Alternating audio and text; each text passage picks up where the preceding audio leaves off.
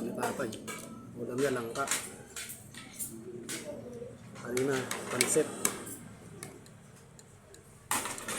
Kain ni tatay, sarap na sarap siya. Ikot siya ng sabaw.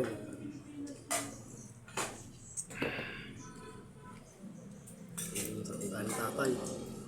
Tatang. Tipid yan. Alagang 30, late. 20. Alagang 20. Kaperan sa inyo pa rin. Magkapera ka talaga dyan. Bubayran ka yan, tal. Kumain ka ng